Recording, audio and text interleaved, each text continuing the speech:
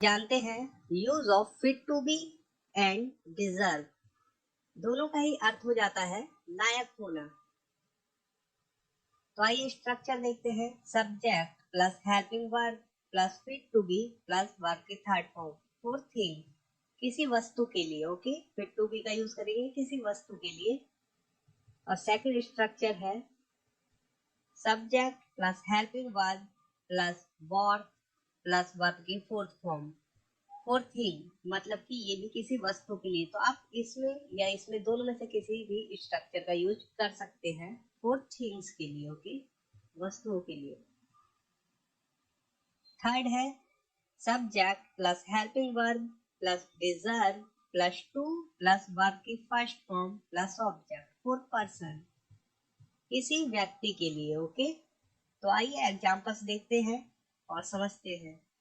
यह कॉपी लिखने के लायक है। This copy is fit to be written। और सेकंड बना this copy is worth writing। तो देखिए जो फर्स्ट बना है this copy हो गया सब्जेक्ट, is हो गया helping verb, fit to be।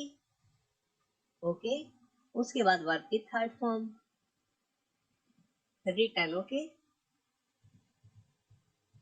यहाँ पर हो गया this copy subject, is helping verb, उसके बाद वर्ब और उसके बाद वर्ब की फोर्थ फॉर्म राइटिंग।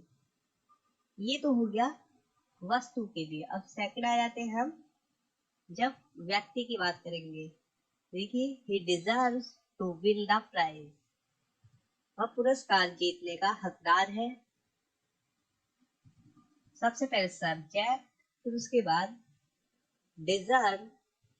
तो यहाँ पर ऐसा आया है क्योंकि प्रेजेंट इंडेफिनिट टेंस है, हम वर्ब की फर्स्ट फॉर्म के साथ एस या ई एस लगाते हैं, ही सी इट और किसी नाम के साथ। ओके, ये आप लोगों को पता ही होगा। उसके बाद हमने टू का यूज किया जैसा कि स्ट्रक्चर में था। उसके बाद वर्ब के फर्स्ट फॉर्म, फिर ऑब्जेक्ट।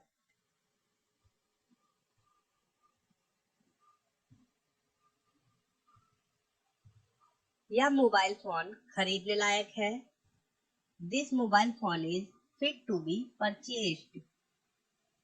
और सेकंड बनेगा this mobile phone is worth purchasing. ये बात उसके साथ चर्चा करने लायक है। This matter is fit to be discussed with him. Second है this matter is worth discussing with him. तो आप दोनों में से किसी भी स्ट्रक्चर का यूज कर सकते हैं फॉर थिंग्स, किसी वस्तु के लिए। ओके,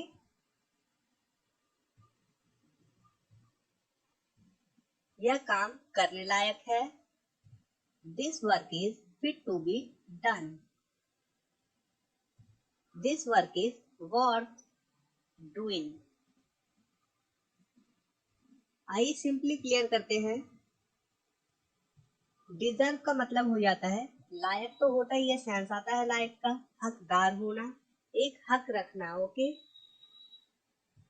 फिट टू बी या वर्थ का मीनिंग हो जाता है हिंदी में लायक होना।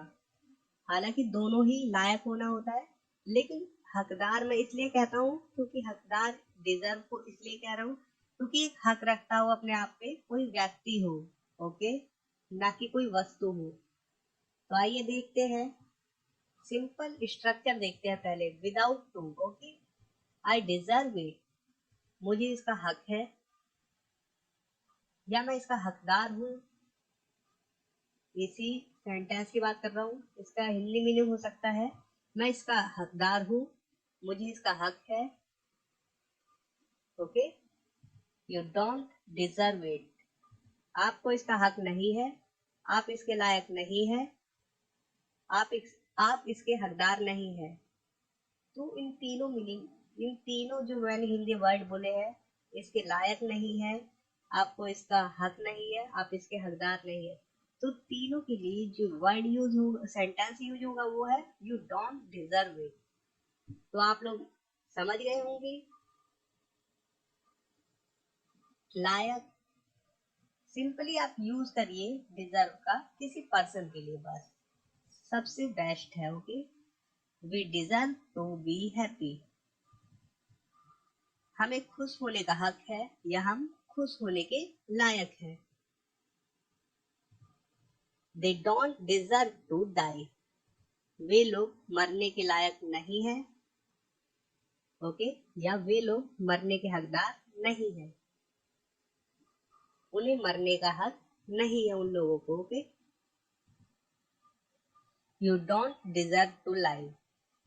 आप जीने का हक, सॉरी, आपको जीने का हक नहीं है। I deserve to know the truth. मैं सच्चाई को जानने का हकदार हूँ। Pappu certainly deserves to receive the award। Pappu निश्चित रूप से पुरस्कार प्राप्त करने का हकदार है। या हम कहें पप्पू निश्चित रूप से पुरस्कार प्राप्त करने के लायक है। You deserve to be success. आपको सफल होने का हक है।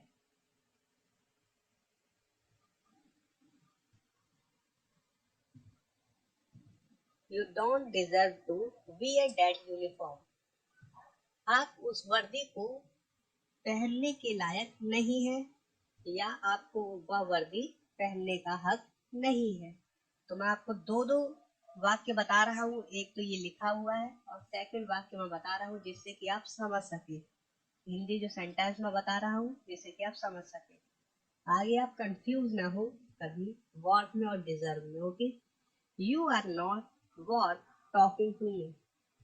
आपको मुझसे बात करने का कर आपने कहीं पर ये बहुत सी जगह सुना होगा, ये न्यूज चैनल वगैरह में भी सुना होगा। You are not what talking to me. Okay, आपको मुझसे बात करने सॉरी आपको मुझसे आप मुझसे बात करने के लायक नहीं है। तो वॉट का भी यूज हो रहा है पर्सन के लिए। यहाँ पर पर्सन की ही बात हो रही है। You are not what talking to me. आप मुझसे बात करने के लायक नहीं है।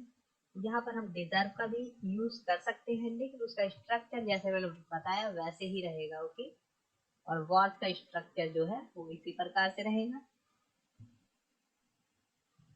तो वॉट का भी यूज हो रहा है स्पोकन इंग्लिश में, काफी जगह सुनने को मिलता है।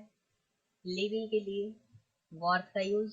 ओके, तो इस चीज में कभी अगर आप सेंटेंसेस देखें तो उसमें कंफ्यूज ना हो, लेकिन आपको स्ट्रक्चर ध्यान में होना चाहिए। बस मैं आपको एक एग्जांपल देता हूँ। आई वी के साथ फ्यूचर टेंस में आई वी के साथ शैल का यूज होता था और होता है, अभी भी किया जाता है, लेकिन बहुत कम किया जाता है। क्यों? आई वी के साथ भी हम विल का ही यूज करते हैं फ्यूचर टेंस में। क्यों करते हैं हम? क्योंकि स्पोकन इंग्लिश में जो सबसे ज्यादा यूज होता है आई वी के साथ, किसी भी सब्जेक्ट के साथ वो विल का ही यूज करते हैं हम। शैल का यूज 5% लोग ही करते होंगे, या जो बिगनर्स होंगे वो ही करते हैं शैल का यूज, ये कह सकते हैं। ओके, और 95% आज की डेट में 95% लोग विल का ही यूज करते हैं आई वी के साथ भी। तो ठीक है, मेरे को आपको ये सेंटेंस दिखाना था। You are not what talking to me. आप मुझसे बात करने के लायक नहीं है। मतलब कि मैंने लिविंग के लिए, पर्सन के लिए दिखा दिया। तो इस प्रकार के सेंटेंसेस भी होते हैं, लेकिन मैं आपको सजेस्ट करूंगा कि आप डिजर्व का ही यूज करें जब किसी पर्सन की बात हो। He may be deserves to win this game. वह इस गेम को जीतने के हकदार हो सकता है। सॉरी, वह इस गेम को जीतने का हकदार हो सकता है।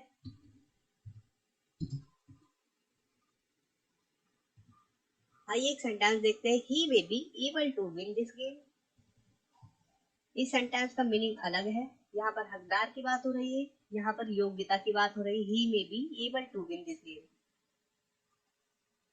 वह इस गेम को जीतने के योग्य हो सकता है। ओके, तो हम यहाँ एबल टू की बात नहीं कर रहे, हमें सिर्फ जानना है डिजर्व टू के बारे में।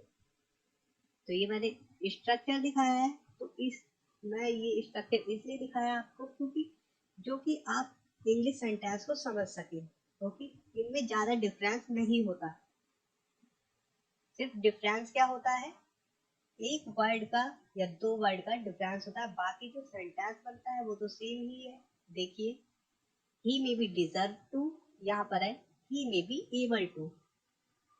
फर्स्ट फॉर्म विल, यहाँ पर फर्स्ट फॉर्म विल, उसके बाद ऑब्जेक्ट है दोनों में, दिस गेम। ओके, तो ये सिर्फ मैं आपको एग्जाम्पल दिखाने के लिए कि वह इस गेम को जीतने के योग्य हो सकता है।